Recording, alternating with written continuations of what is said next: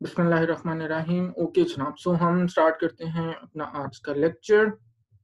10 लोग हैं, 11 लोग हैं अभी, कहाँ रह गए हैं बाकी जनाब? अच्छा जी,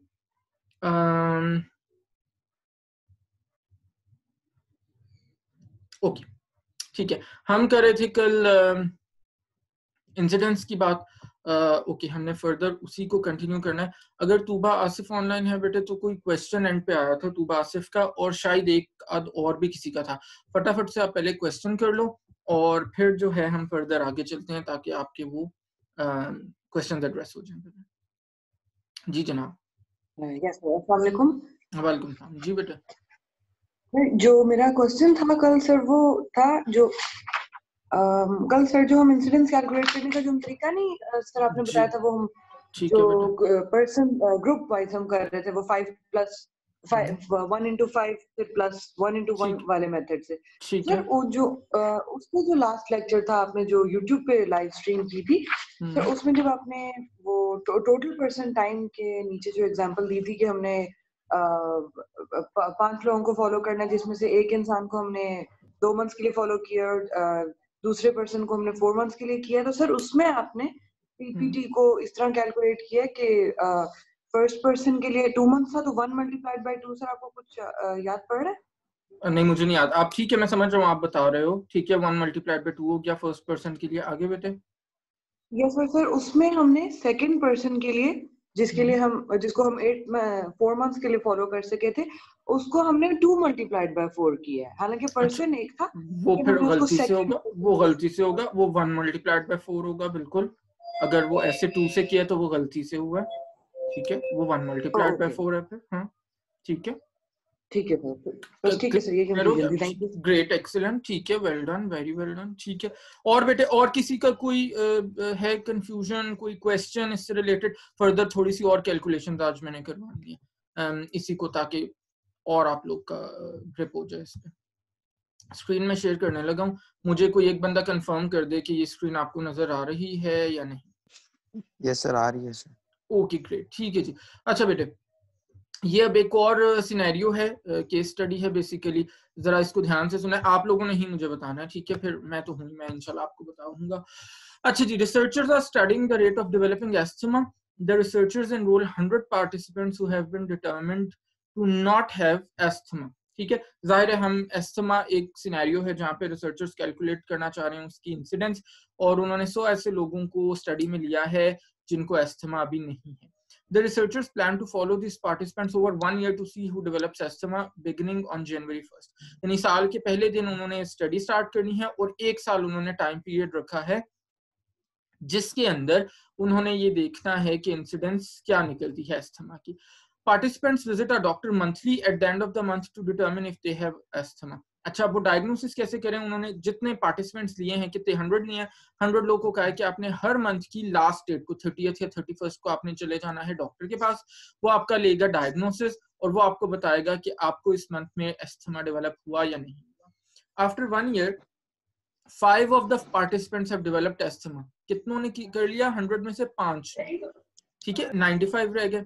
अच्छा, 2 participants had asthma diagnosed at the end of the March. यानी 1 जनवरी को स्टडी स्टार्ट हुई, 3 महीने के एंड पे कितने लोगों को हो गया? 2 लोगों को। क्लियर? अच्छा, 2 participants had asthma diagnosed at the end of August. ठीक है, 8 महीने बाद 2 को हो गया। और जनाब 1 participant had asthma diagnosed at the end of November. 1 को 11 महीने के बाद हो गया। ठीक है, अच्छा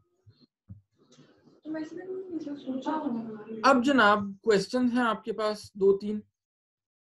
पहला क्वेश्चन ये है कि how many person months did the study participants contribute to the study assuming that patients became cases of asthma on the last day of month when they were diagnosed. Okay जी, it's very very interesting. आप लोग करें calculate और मुझे फटाफट से बताएं कि क्या आप लोग सोच रहे हैं कैसे करेंगे पर्सन टाइम या स्पेसिफिकली पर्सन मंथ्स को हम लोग डिटरमिन। फटाफट से करें जनाब। सिनेरियो आपके सामने है, सिर्फ द ओनली डिफरेंस इज कि कल जो मैं एग्जांपल्स करा रहा था मैंने एक ग्राफिकल वे में आपको बता दिया था। आज जो एग्जांपल मैंने बताई है वो जरा स्टेटमेंट की फॉर्म में है। ग्राफिकली। अगर आप चाहें तो इससे ग्राफ भी बना सकते हैं, ना चाहें तो नहीं भी बना सकते, वैसे भी बड़ा स्ट्रेट फॉरवर्ड सा है। सो इजी सा है इसको कैलकुलेट करना।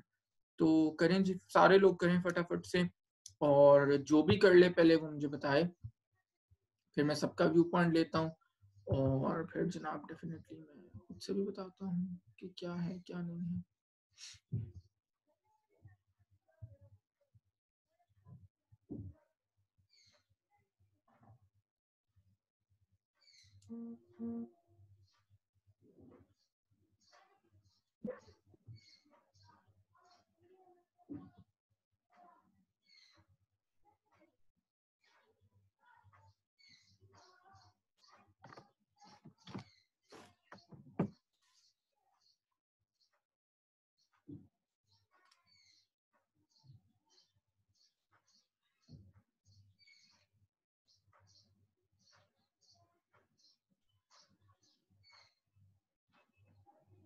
जी बेटे, हो रहा है? कोई एक मुझे बताए, समझ आ रहा है?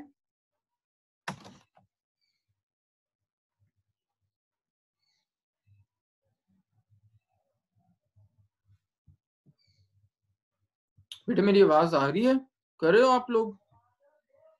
Yes sir. Okay, good good, yes कर। ठीक ठीक ठीक ठीक, करो।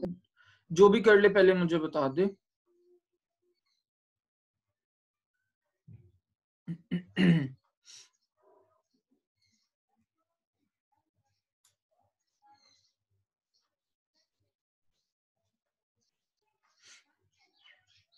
बेसिकली पर्सन मंथ्स हमने कैलकुलेट करने हैं इस एग्जांपल के अंदर।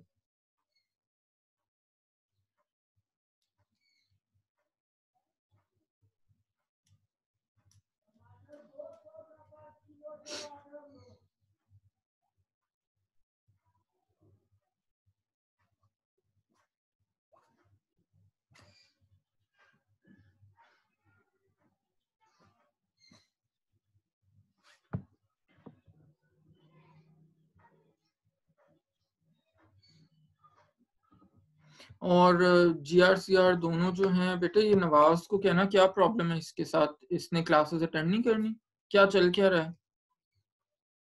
सोशल मीडिया पे हर वक्त ये होता है ऑनलाइन, ठीक है? इसको जरूर बेटे कह दो। ठीक है, ठीक है सर।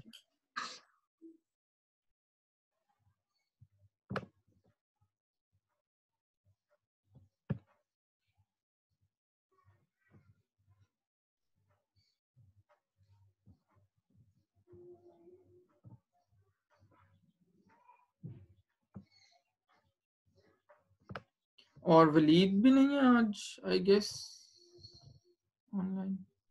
सर आ गया हूँ मैं। अच्छा, अभी आया हूँ। ठीक हो गया। एक्चुअली वलीद और अब्दुल हमीद ऑनलाइन क्लासेस में क्वेश्चन नहीं पूछते तो उनकी प्रेजेंस का पता नहीं चलता, ठीक है? वरना अदरवाइज ऑफलाइन तो they always asked a lot of questions. Yes sir.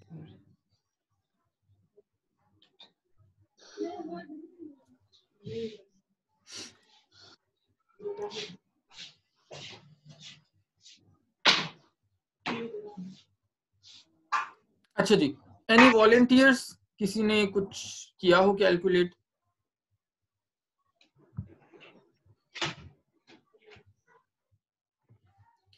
अगर किसी ने कुछ कैलकुलेट किया है तो बेटा मुझे बताओ, अपने आप को अनम्यूट करो और मुझे बताओ, जरा जल्दी करो, 40 मिनट्स की क्लास है, हैं?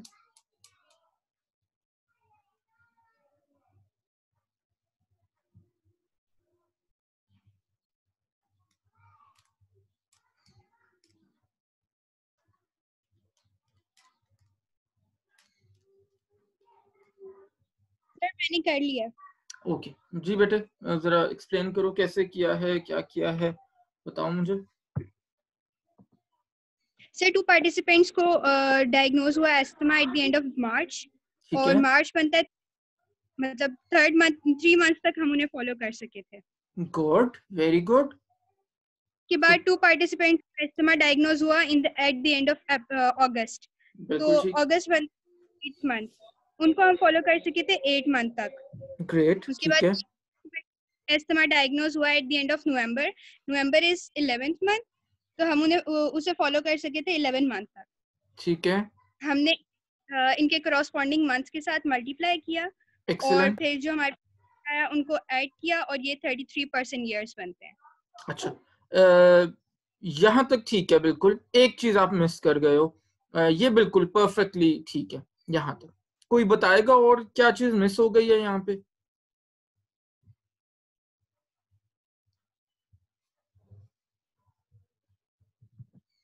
जनाब कोई और बताएगा बेटे? हुर्मत ने किया ना ये? Yes sir. ठीक है, वेरी गुड। और बेटे कोई और इसमें क्या चीज मिस हो गई है? हाँ जी, फरादीबा, फरहीन, सुबाइना, एनीवन?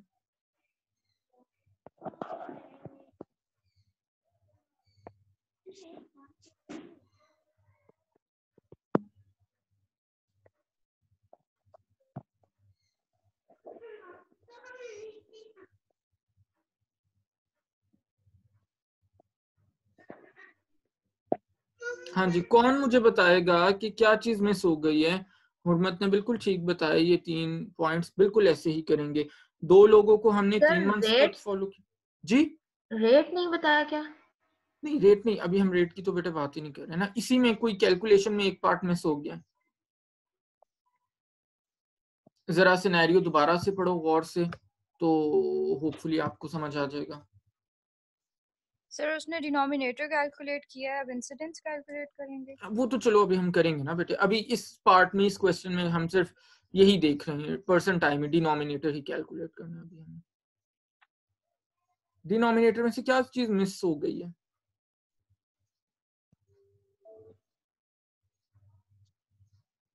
जी, 2 बजे वाली क्लास है, पोस्ट लंच होनी चाहिए आइडियली ये,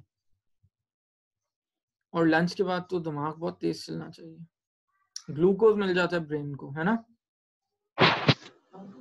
सर बात तो ठीक है, तो फिर जवाब भी ठीक होना चाहिए, है ना?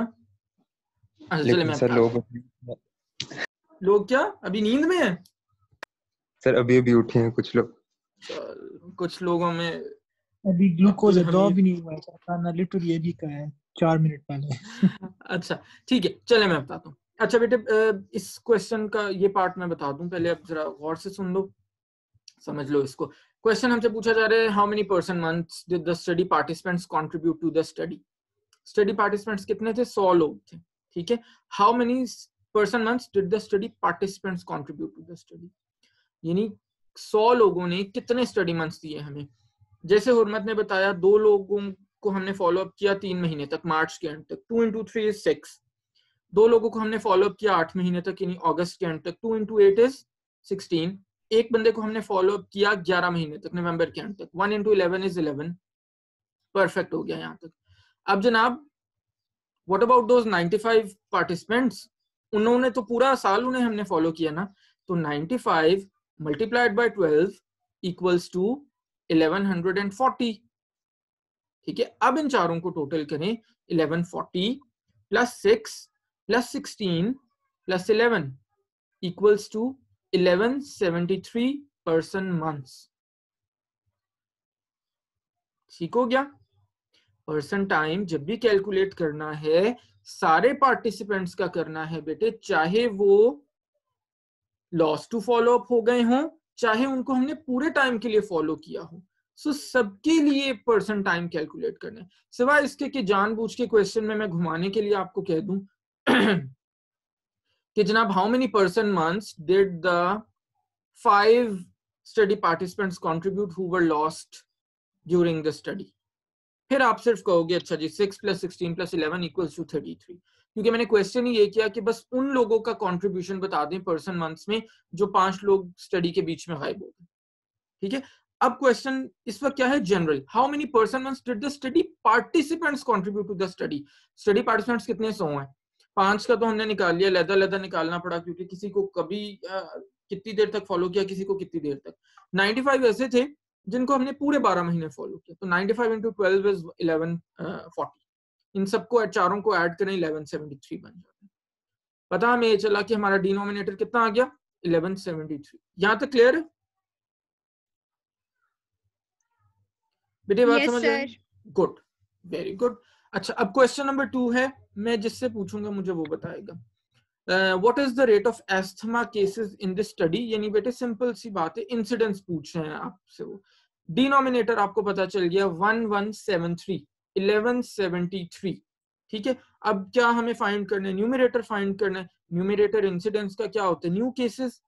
तो जनाब यसरा हमें बताएंगी कि न्यूमरेटर में बेटे क्या आएगा।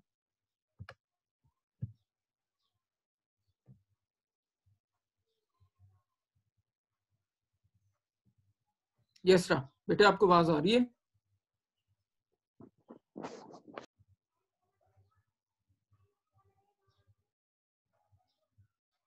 अच्छा जी, फरवा, फरवा बताएंगे न्यूमरेटर क्या होगा बेटे।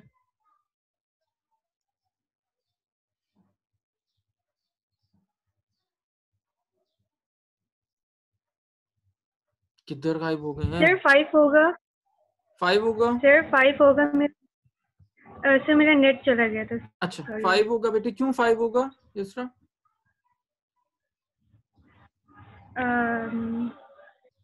सर आई गेस 5 होगा। आपकी आवाज नहीं आई, क्या आप कह रहे हो क्यों 5 होगा? सर 5 न्यू केसेस होंगे सर। वेरी गुड, ठीक है, सही है। यसरा भी मेरा ख्याल है यही कहना चाहिए थी। फैजान ठीक हो गया। 5 न्यू केसेस हैं, ठीक है, तो डेफिनेटली न्यूमरेटर 5 होगा। सिंपल। तो जनाब आपका इंसिडेंस क्या आ जाएगा? 5 divided by 1173, 5 divided by 1173 multiplied by, let से मैं आपको कहता हूं पर 1000 कर लो कैलकुलेट, सो मल्टीप्लाइड बाय 1000, ठीक हो गया। तो करो आप इसको, 5 डिवाइडेड बाय 1173 मल्टीप्लाइड बाय 1000। जब आप 5 को डिवाइड करोगे जी, सर यहाँ पे 100। वेरी गुड, ठीक है, 4.3 या 4.26 पर 1000 पर 1000, 4.23 पर 1000, ठीक है, बिल्कुल सही है। आप चाहो तो 1 लाख से भी मल्टीप्लाई कर दो, 100 से भी चलो अगर करना चाहो कर दो, 10,000 से कर दो, लेकिन उन्होंने जी सर जी उन्होंने जी बेटे 100 पार्टिसिपेंट्स दिए हुए ना, तो फिर हम 100 नहीं ले सकते? ले सकते हैं, 100 से कर लो 100 से, नॉट अ प्रॉब्लम, 100 से कर लो बेटा, ठीक है। आंसर तो सेम आएगा, बस मेंशन ठीक से करना है, पर 1000 या पर 100 या पर 10,000 पर 1 लाख व्हाटएवर, ठीक है, कोई इशू नहीं है। समझ आ गया? यहाँ तक मेरा ख्याल है सबको क्लियर होना चाहिए, ठीक है। पार्ट 3 पे चलते हैं। In this study when were participants removed from the denominator of the rate?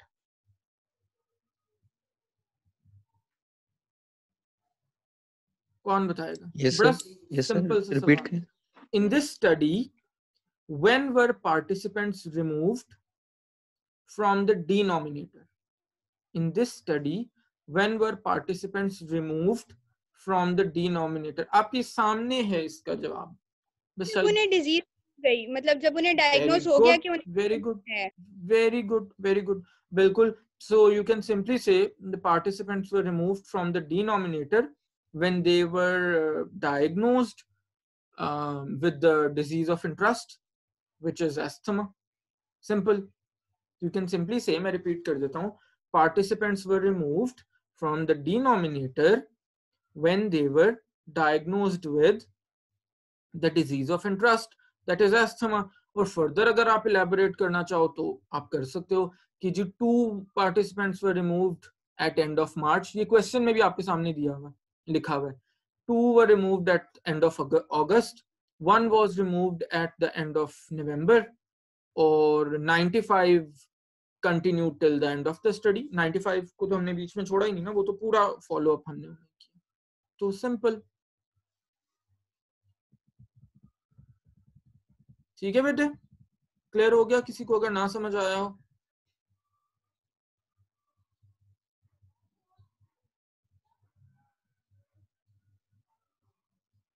चलो आगे चलते हैं।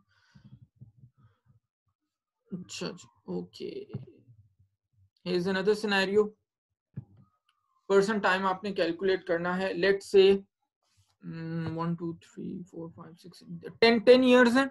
10 इयर्स तक हमने फॉलो किया कुछ लोगों को, यानी एक ये जो है ना सिंबल, ये एक बंदे को रिप्रेजेंट कर रहा है, आप ऐसे ज्यूम कर लो। यानी जहां रेड क्रॉस लगा हुआ है वो एक बंदा है, जहां ब्लू सर्कल है वो भी एक बंदा है, तो सारा एक एक बंदा है। और हमने 10 साल तक इन लोगों को फॉलो किया, ठीक है। तो जरा मुझे कैलकुलेट करके बताओ पर्सन ईयर्स कौन करेगा, वॉलंटियर कौन है। ये 10 ईयर्स है, ये एक्स एक्सिस पे आपको पता है हमेशा ईयर्स होते हैं। जहां न्यू ड्रग लिखा हुआ है इस साइड पे ये क्या है जी, ये पर्सन्स हैं, ठीक है। तो 1 2 3 4 5 10 ही पर्सन्स हैं and we wanted to follow them up for 10 years. So this is what we have after the collection of data. So now you are required to calculate the person time or specifically person years. ठीक है, फरादीबा में बताएंगी जी कैसे करेंगे बेटे।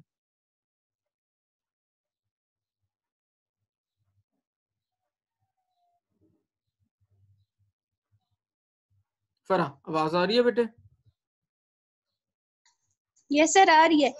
हाँ जी जनाब बताओ। सर क्या बताना है?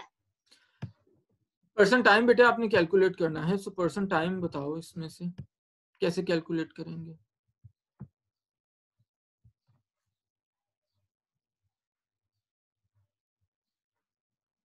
ओके वरीशा है ऑनलाइन, वरीशा बताओ बेटे। बेटे जरा जल्दी सर 49 होंगे। 49 होंगे? कैन यू एक्सप्लेन कैसे 49 किया बेटा? सर फर्स्ट ईयर में 4 पर्सन है तो हम 4 को 1 से मल्टीप्लाई करेंगे। Very good. सेकंड में 1 है तो एक मिनट जरा ऐसा ऐसा 4 multiplied by 1 because there are 4 persons जिनको हमने 1 साल तक फॉलो किया। So 4 into 1 is 4। Very good, आगे बेटे। फिर सेकंड ईयर में 1 पर्सन है तो हम 2 को जो है 1 से मल्टीप्लाई करेंगे। 1 multiplied by 2 because there is 1 person and we have followed him up for 2 years. So 1 into 2 is 2। Very good। आगे। हाँ जी, फिर इसी तरह थर्ड में भी 1 into 3 हो जाएगा क्योंकि 1 पर्सन है। Very good। 1 into 3 is 3। Very good। और आगे। फिर लास्ट पे 10 years में भी 4 पर्सन है। So 10 into 4 right? हाँ जी 10 into 4 40 तो 40 ठीक है। तो हम सबको ऐड करेंगे 49 पर्सन ईयर्स आ जाएंगे। Very good very good very good, बिल्कुल ठीक हो गया परफेक्टली। ओके अच्छा जी, किसी को बेटे अगर ना समझ आई हो ये चीज, ये सिनेरियो, कोई कंफ्यूजन हो? सर मुझे नहीं आई, मैं कल की क्लास नहीं ली थी तो इसलिए। अच्छा लेके तो फिर बताना है दोबारा अगर ना आए, ठीक है बेटे। अच्छा जी एक और सिनेरियो है फटाफट से मिलता जुलता है, करो बेटे इसको करो।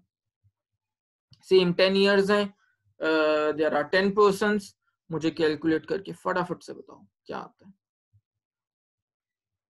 जल्दी करना है, हमने आज ये खत्म करना है इसको।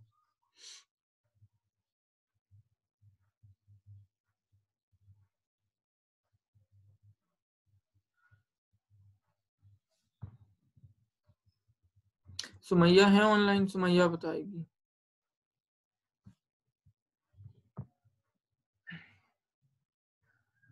सुमैया हाँ जी सुमैया जी बेटे कर लिया? नहीं सर मैंने कल का लेक्चर नहीं किया था तो मुझे नहीं समझ आ रहा। इतनी गलत बात है सर वो कल नेट इशू आ रहा। अच्छा निम्रा है बेटे, निम्रा आवाज आ रही है? यस सर आ रही है। जी बेटे कैसे करेंगे बताओ। सर मैं करती हूँ 2 मिनट। किसी और ने कर लिया अभी तक तो वो बता दें। Sir 85% years। वेरी गुड ठीक है 85% years। ठीक है मैं इसका बता देता हूँ थोड़ा सा जिन लोगों ने अभी तक नहीं किया। तो पहले केस में बेटे देखो 7 इयर्स के ऊपर 4 रेड कलर से क्रॉस लगे हुए, दैट मीन्स के 4 ऐसे लोग हैं जिनको हमने 7 साल तक फॉलो किया। So 4 into 7 is 28। फिर एक ऐसा बंदा है जिसको हमने 8 साल तक फॉलो किया, 1 into 8 is 8। फिर एक बंदे को हमने 9 साल तक फॉलो किया, 1 into 9 is 9।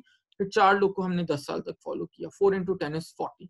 So that means 28 plus 8 plus 9 plus 40 that is equal to what? 85। ये आपके सामने मैंने किया भी हुआ है, जिसको ना समझ में आया वो यहाँ से देख लें। ठीक है जी, so very good, well done. चलें जी आगे चलते हैं हम। अच्छा जी, अटैक रेट बेटे आपको याद है उस दिन मैंने करवाया था यूट्यूब के लेक्चर में? जी जी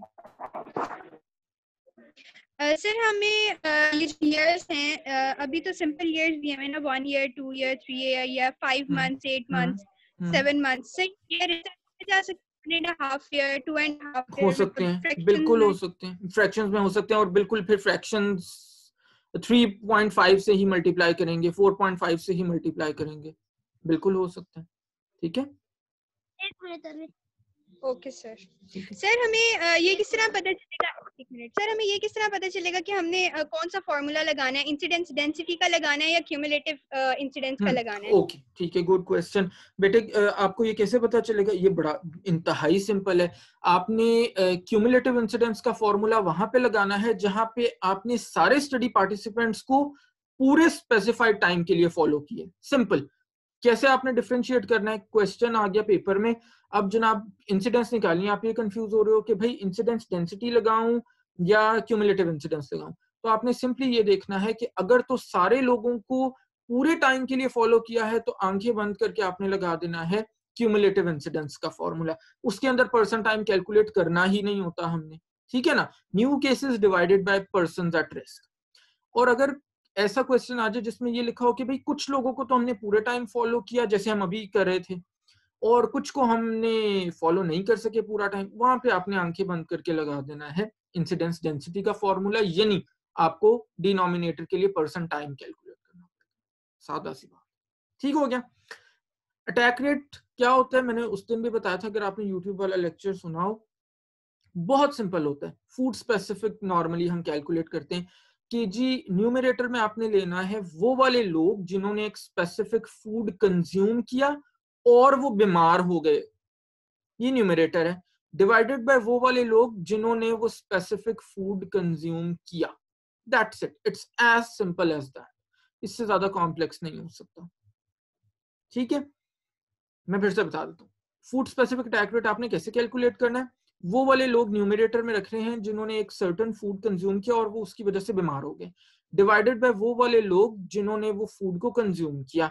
number of people exposed to a suspect food who became ill divided by number of people who were exposed to that food. ठीक है, एक आपके सामने छोटा सा सिनेरियो है। In an outbreak of gastroenteritis among attendees of a corporate picnic, 99 persons ate potato salad, 30 of whom developed gastroenteritis. Calculate the risk of illness among persons who ate potato salad. जी जनाब, कौन बताएगा? It's really really simple. Sir at risk तो 99% ही होंगे ना, क्योंकि उन सब ने खाया है। 99 ने खाया, लेकिन तो 30 को डेवलप हो गया। 30 over 99. वेरी गुड, ठीक हो गया, परफेक्ट हो गया। 0.30 बेहतरीन हो गया, बिल्कुल सही है। न्यूमरेटर 30 आ जाएगा, ये वो लोग थे जिन्होंने पोटैटो सैलेड खाया और बीमार हो गए। डिनोमिनेटर 99 आ जाएगा, ये वो लोग हैं जिन्होंने पोटैटो सैलेड खाया। So 30 divided by 99 is 0.30। So it is as simple as this. ठीक बेटे, क्लियर हो गया? Very good. अच्छा जी, प्रेवलेंस आपको याद है? प्रेवलेंस कैसे कैलकुलेट करते थे जनाब हम? प्रेवलेंस होती थी number of cases of a disease present in a population at a specified time divided by number of persons in the population at that specified time multiplied by 1000 या जो भी नंबर। फॉर्मूला थोड़ा सा वो word की formatting change हो गई, don't worry, आपकी बुक में भी है, आपको पहले भी बताया हुआ है। यानी simple, new and old cases numerator में ले लेने हैं, न्यू केसेस भी लेने हैं, ओल्ड केसेस भी लेने हैं न्यूमरेटर में।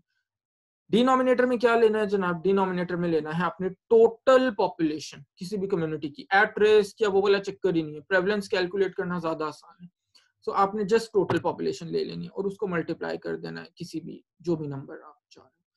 चलो जी, एक सिनेरियो आपके सामने। In a survey of 1150 women who gave birth in mine in 2000, a total of 468 reported taking a multivitamin at least 4 times a week during the months before becoming pregnant.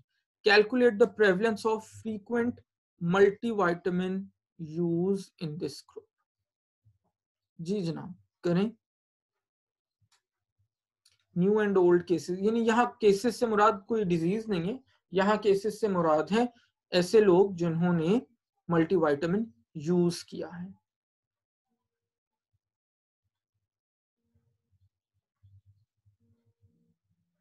सही जो 2000 लिखा है ये ईयर लिखा है या ईयर फिर ये ईयर टोटल जी पॉपुलेशन? बेटा, ईयर लिखा हुआ है लिशा, ईयर लिखा हुआ।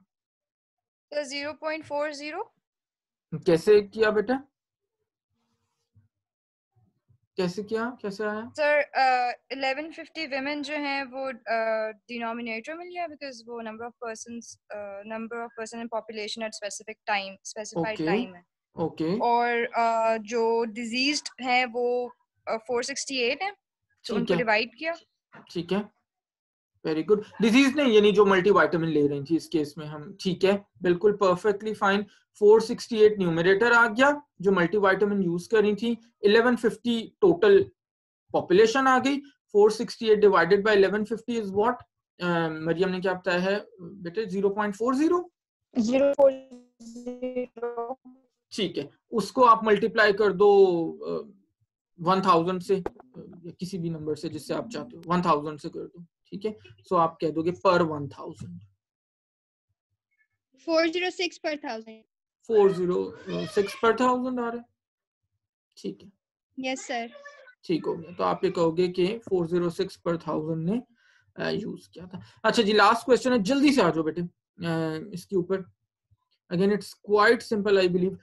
A sample of 100 middle-aged and elderly women was followed prospectively for 10 years. Prospectively क्या मतलब है? यानी फ्यूचर में, हम इंशाल्लाह स्टडी डिजाइन डिटेल से पढ़ेंगे, अभी आपको क्लियर हो जाएगा।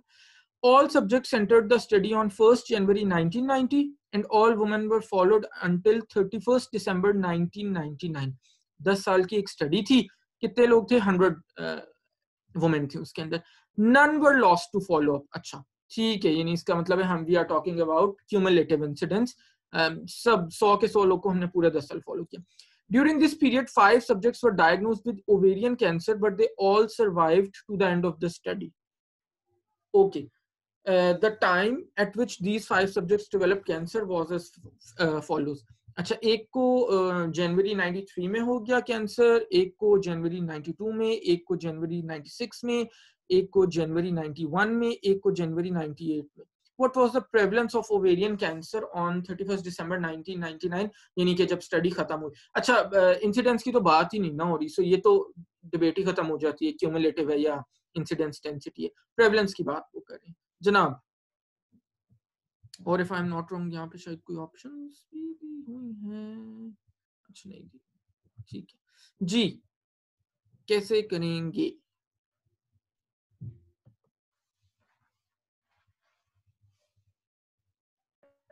प्रेवलेंस फाइंड सर हमारे पास सर हमारे पास 5 केसेस है ओवेरियन कैंसर के, उसको डिवाइड करेंगे टोटल पॉपुलेशन से, मल्टीप्लाई करेंगे बाय 1000। ठीक है, okay, very well done. So that means 5 divided by 100 multiplied by 1000, ऐसे ही है? Yes sir, it's 50 per 50 per 1000। Excellent, very good।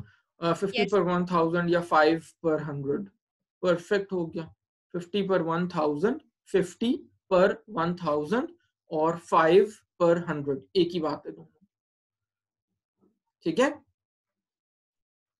50 per 1000, यानी आपने सिंपल करना है 5 divided by 100 multiplied by 1000, 50 per 1000, very good. अच्छा चलो इसको जरा से ट्विस्ट करते हैं। मुझे बताओ, अगर इस स्टडी में प्रेवलेंस की बजाय इंसिडेंस होता तो हम कैलकुलेट क्या कर सकते थे? क्यूमुलेटिव इंसिडेंस या इंसिडेंस डेंसिटी? क्या चीज कैलकुलेट करेंगे हम अगर इंसिडेंस की बात हो? Cumulative incidence. अच्छा क्यों?